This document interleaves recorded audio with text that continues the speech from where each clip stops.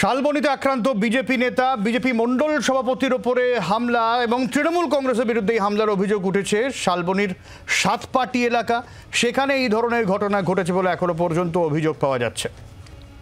চম্পক রয়েছেন আমাদের সঙ্গে, চম্পকের কাছ থেকে আপডেট নেব। চম্পক, দেখো, যে ঘটনা যেটা ঘটেছে, যেটা বিজেপি যেটা অভিযোগ করছে যে ওই সাতপাটি, যে শালবনী সাতপাটি এলাকা, সেখানকার যে মন্ডল সভাপতি বাবলু ঘোষ, সে সকালবেলা সেখানে পোলিং এজেন্ট বসতে দেওয়া হচ্ছিল না বিজেপি পোলিং এজেন্টকে। সেখানে সেই পোলিং এজেন্টকে বসাতে গিয়েছিল এবং ঢুকিয়ে যখন বুথের বাইরে বেরিয়ে আসে তখনই তৃণমূল গুন্ডারা তাকে বেধড়ক মারধর করে, এমনটাই অভিযোগ। এরপরে তাকে বিজেপি কর্মী সমর্থকরা তারাই কিন্তু সেখান থেকে উদ্ধার করে মেদিনীপুর মেডিকেল কলেজ হাসপাতালে তাকে নিয়ে আসা হয়েছে। তাকে লাঠি দিয়ে বেধড়ক মারধর করা হয়েছে। এই মুহূর্তে অবশ্যই চিকিৎসাধীন রয়েছে মেদিনীপুর মেডিকেল কলেজ হাসপাতালে।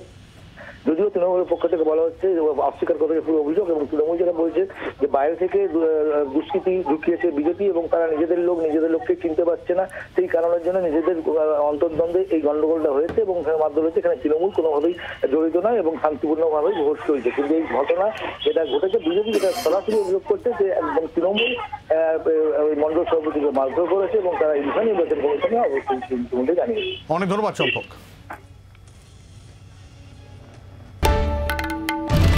বাংলার আওয়াজ, বাঙালির আবেগ, জি 24 ঘন্টা।